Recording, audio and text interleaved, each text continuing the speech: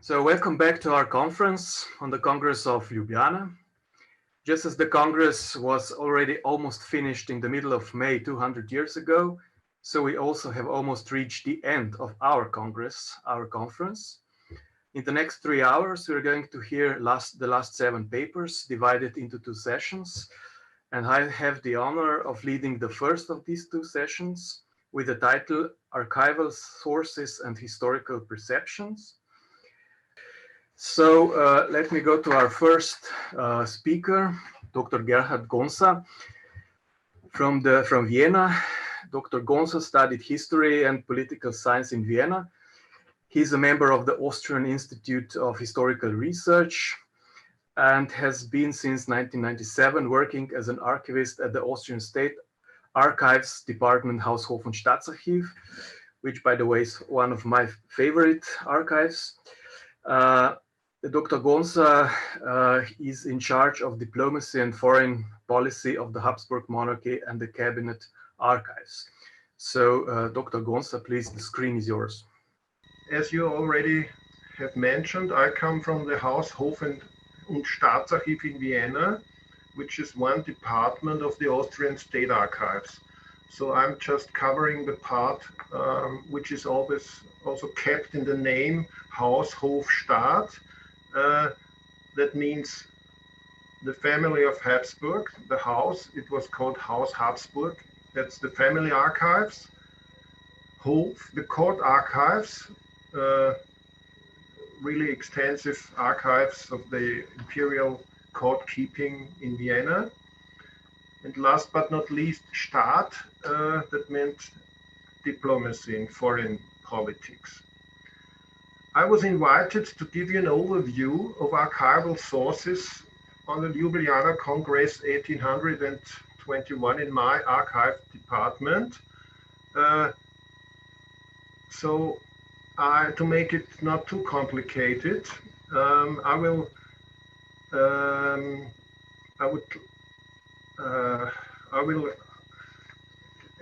just excuse me. My presentation is based on the structure of the archival holdings I just told you. Family, court, state. So these 3 main items make, so to say, the structure of my presentation.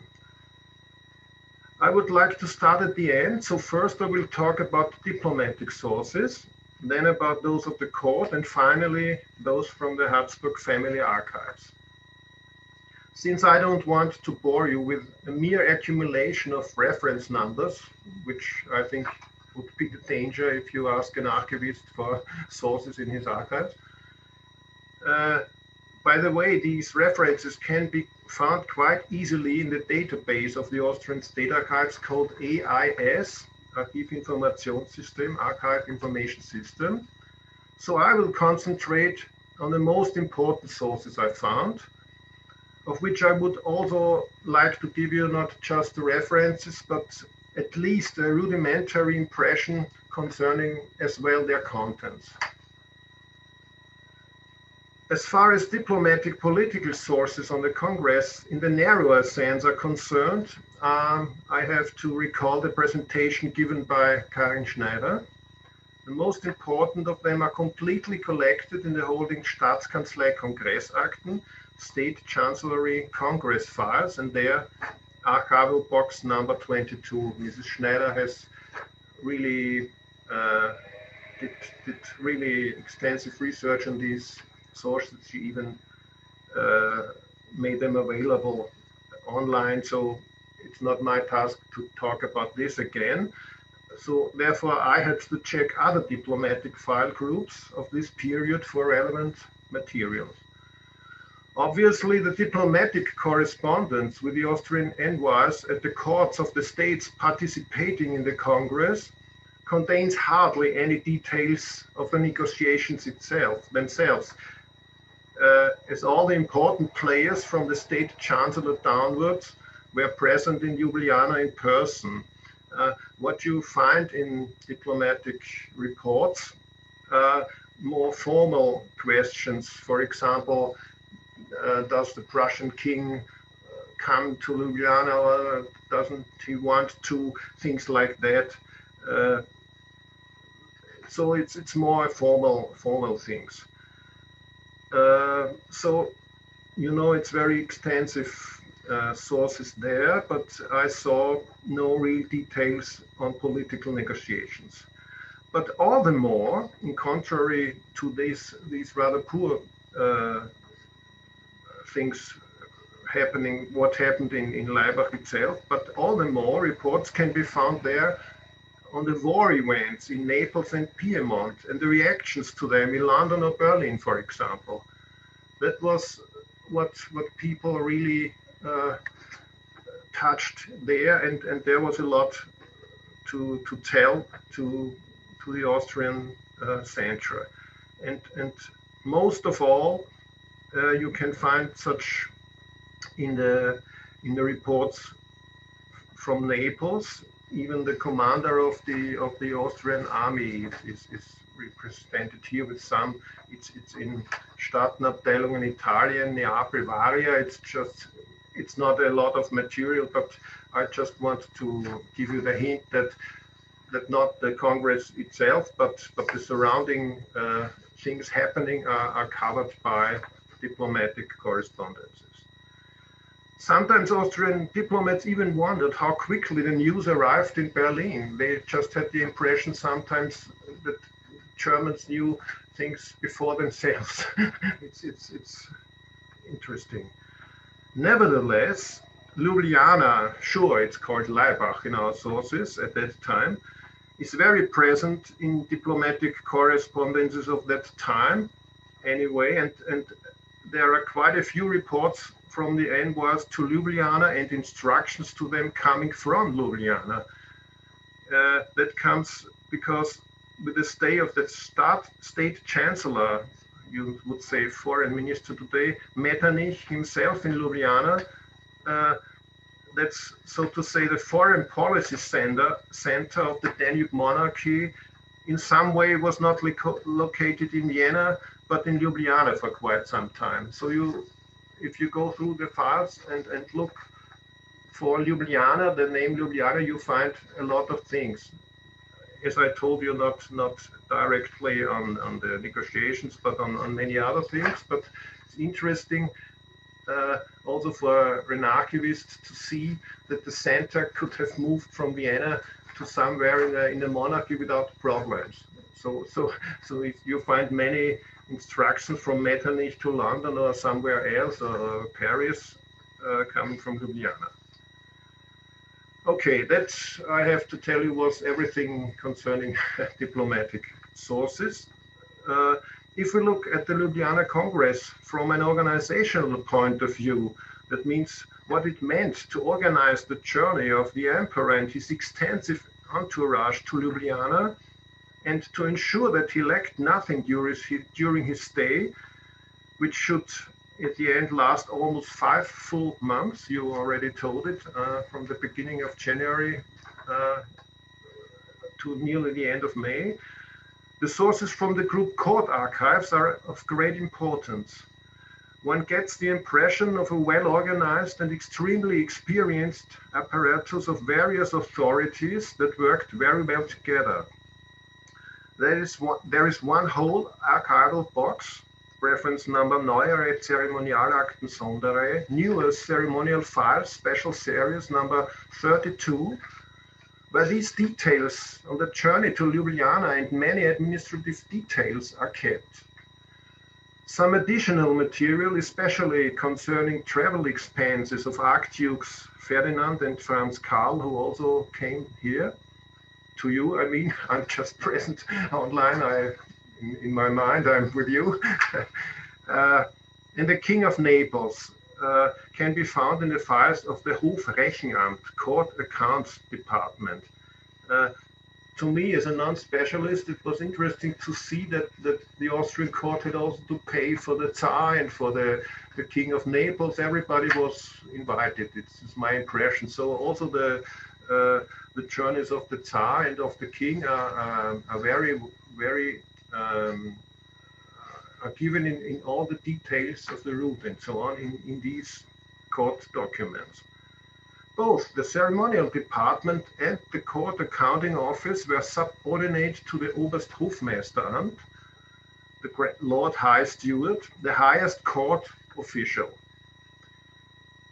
In the aforementioned archive box, Neue Zeremonialakten Sonderreihe 32, in the beginning there is a Protokoll der allerhöchsten Hofreise nach Ungarn 1820 und der Fortsetzung dieser Reise nach Troppau und im Jahr 1821 nach Laibach. In translation, it would mean a protocol of the highest court journey to Hungary in 1820 and the continuation of this journey to Troppau and in 1821 to Ljubljana. This protocol consists of a list of numbered titles of the documents which follow afterwards. After some preparations, the actual journey to Ljubljana begins in the protocol with number 114 and extends until number 202. Files on the other trips mentioned are not kept in this archival box. The items mentioned in the individual file titles give an impressive overview of the things that had to be done in detail. I would like to give you a few examples. I tried to choose things that are not all the same, but a variety of items, so you can get at least a rough impression. Some of the preparation numbers. Number 100. A letter from Bishop Gruber in Ljubljana, dated 16th December 1820, concerning the granting of the bishop's court for the residence of the highest court. The accommodation of the court and all the guests had to be clear before they came there. Number 101, highly approved travel route from Troppau to Vienna and Ljubljana. Number 110, postal carriage list for the journey of their majesties from Vienna to Ljubljana and notification of the same to the chief stable master concerning the ordering of horses. I think, if I remember right, there were some 32 carriages going from Vienna to Ljubljana. So you can imagine it's a lot of horses and horse changes and so on. It's a lot of things to think of. Number 120, concerning the procuring water in Ljubljana. They just sent one official there to make clear that majesties got clean water. Number 136, accommodation list of the court and the state chancellery and of the Russian court in Ljubljana. Number 149, note from the Oberststallmeisteramt, supreme stable master maybe, concerning the repair costs of Prince Metternich's traveling carriage. Number 151, note to the Obersthofmeister, the Lord High Steward, to the Obersthofmeister Prince Trautmannsdorf on the provision and transport of 650 bouteilles of foreign wine and the making of a list of the foreign wine in stock in Ljubljana at the end of January. So you can imagine, even at the end of January, they were running out of wine, it seems. They had to provide some additional stuff. Maybe now, not to bore you, at the end, number 193, costs for the illumination of the Adelsberger Grotte, Postojna cave, that happened on the way home to Schönbrunn, that the emperor visited the cave. I could continue. There are many things you can see.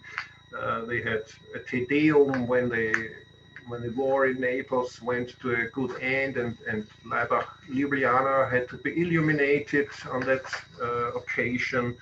Then the emperor, when the Tsar had birthday, he went to him and congratulated, things like that. You just get also many private insights and things that happened around the negotiations. Maybe that's not quite uninteresting for people knowing about things going on.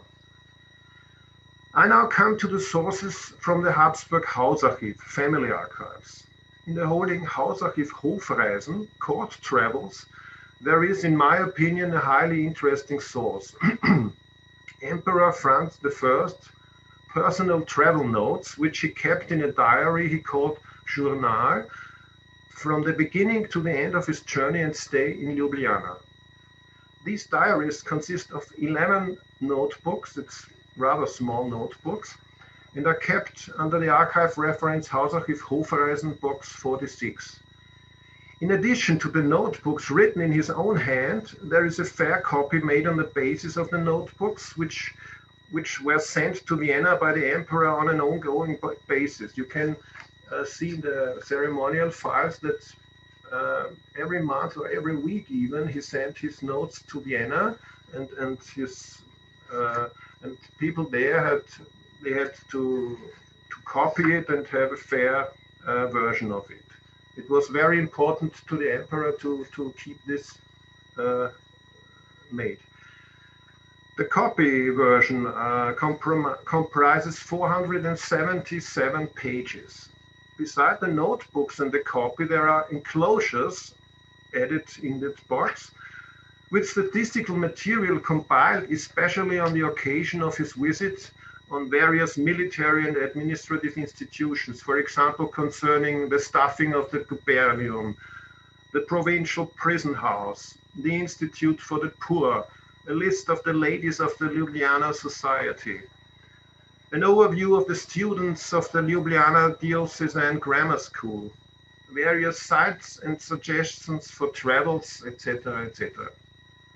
They complement the travel diary in serving as a preparation and for deepening the emperor's understanding concerning his many visits and activities in Ljubljana and the surrounding area during his presence. The core are the daily notes of the emperor, who used his stay, perhaps I think so, in the tradition of his imperial uncle and revered teacher Joseph II. Maybe you know Franz had to come to Vienna, and his uncle was his teacher there. He was very, very strict on him, and we have documents where you can see how he criticized Franz, and so I think maybe Franz looked up to his revered uncle and wanted to do it like him. So the emperor used his stay to engage in incredible depth with the country and its people, entirely in the role of the father of the country. He was really interested what he would find here and how people would live. Quite apart from the political negotiations, which he left, it seems to me he left to his state chancellor and his diplomatic staff, and of which nothing is mentioned here in the diaries. The diary is a detailed personal observation of the city of Ljubljana and its surroundings with the eyes of the emperor, concerning not only the administration and the military, but also including the countryside and the people in particular. For you, ladies and gentlemen, who are familiar with many of these buildings, landscapes and villages that the emperor visited almost daily, the retrospective and comparison that are offered may well be of great interest. The emperor took this probably self-imposed task of forming a comprehensive picture very seriously. His notes, I have primarily used the more easily readable fair copy. His notes show a truly insatiable interest in the conditions he found. I think this is not a bad quality of a ruler who takes his business seriously and who wants to make decisions on provinces of his empire. Following the diary, his days show a certain pattern. In the morning, he gave audiences. I don't want to exclude that in these audiences also talks on the negotiations took place, but as well diplomats. He had also diplomats in these audiences, but he doesn't give some hints what was item in the audiences. It's just written who came and that he had his audience. After the audiences followed regular church services in the oratory of the Ursulinen convent with Bishop Gruber. At noon, he often ate as far as he was present in Ljubljana, together with the Russian Tsar and the King of Naples, sometimes also the Grand Duke of Modena, in the evening mostly alone with his wife. His relationship with the Tsar seems to have been quite friendly. It was not unusual for Franz to spontaneously leave his quarters in the castle and visit the Russian Emperor in the bishop's court. He often set off in the morning for extended visits and sightseeing tours. It is difficult to give you an impression of this. I chose not to give you descriptions of villages, valleys, or forests, but I would like to mention the emperor's visit to the Landhaus on the 26th of January 1821, where he attended the Canonian Gubernium Council in the Estates Hall. You can imagine how unusual, perhaps even stressful, it must have been for the participants of the meeting to suddenly find their supreme ruler among them. Quite thematically and in his typical personal manner, the emperor begins with a description of the building and the Landhaus Hall, where he encountered his own life-size portrait. Must be also funny. He then attended the meeting and dedicated a few lines, he called it Bemerkungen, remarks, to each of the councillors, comparable to a theater critic, but quite seriously meant. And I shall confine myself to quoting the emperor's remarks about the governor. It's the first thing he notes, and also the longest. They are quite detailed and very direct, I have to tell you. So I quote it from the words he wrote, but I translated it to English to make it clear. Count Schwarzburg, governor, presides, as it seems to me, badly, does not grasp the status questionis properly, does not know how to lead the council body and its members properly, and does not let them apply themselves properly. Moreover, although he is good-natured, he does not seem to enjoy the respect of a state executive, also because of his ignorance and his behavior. He fears, it seems, the estates, and did not want to bring them up. He has his vice president, Count Portia, observed by a council gatekeeper. In his private life, he is said to have let himself be robbed by his servant, to have gone about at night, and not to have behaved decently in church and in his speeches. In church, I saw him in orderly fashion during Holy Week. They spent Easter there, and so the emperor could watch the governor. During my presence in the church, yes, he is said to have jumped around with younger people, including strangers, and to have attempted gymnastic exercises, and not to have gained any reputation in doing so. So you can imagine it's a very frankly formulated, it goes on like this, but for the, so to say, normal participants, he just says, okay, he's a good speaker. Another one is just a good speaker, but he is not loud enough, you can't hear him, and things like that. It's a really very, very detailed description. I don't know if he just used it for himself, or if things like that could have had any consequences. He doesn't talk about that, but maybe if a specialist goes to this and sees what happened with Schwarzburg, if he kept his position, maybe some influence could be proved. In addition to the most important sources described earlier, these two, for example, the ceremonial documents and the family archives documents, I would like to conclude with an example from other sources in my archives, which are not collections put together many on these items, but single documents.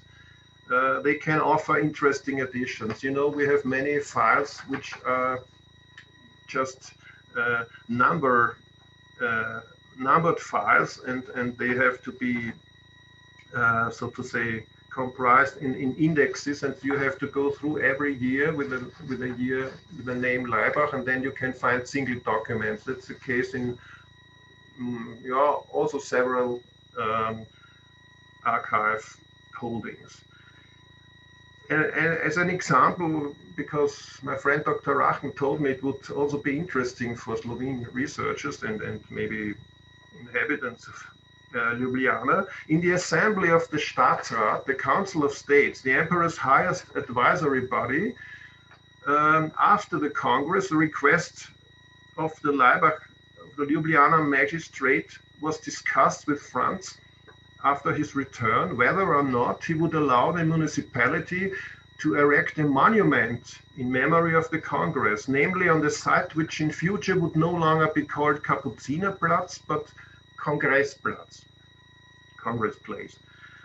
The Emperor's resolution, so it's the decision he made on the discussion. You must imagine it like that. The request comes to him, he passes it on to the Council of States, they give him their opinion, and then he makes his decision. So the resolution, of which the wording has been preserved in the Staatsratsprotocol number 5123 from 1822, once again sheds light on the way of thinking of Emperor Franz. He suggested that the money already collected for the monument should instead be used to drain the Ljubljana morass, and that only an inscription placed in a suitable location should usefully preserve the memory of this epoch for future generations. A truly pragmatic point of view, as I think. Supplementing the holdings of the Staatsrat, the Council of States, which I just presented to you, of which unfortunately only the account books, but not the files from this period, have been preserved. They were destroyed in the end of World War II by the Russians. The same subject can be found in the Herrschaftsarchiv Auersberg. It's a family archive of Auersberg, a big archive holding in our archives. Reference Sonderbestände, Herrschaftsarchiv Auersberg, box 7, and so on. It's not so important maybe. And the Prince of Auersberg took part in a subscription to collect money for the monument. So he gave some money and was interested in what was going on. And then he was, as a participant and donor to for the erection, he was informed by the governor about the current state of affairs, so that the background becomes somewhat clearer. Ladies and gentlemen, thank you for your attention.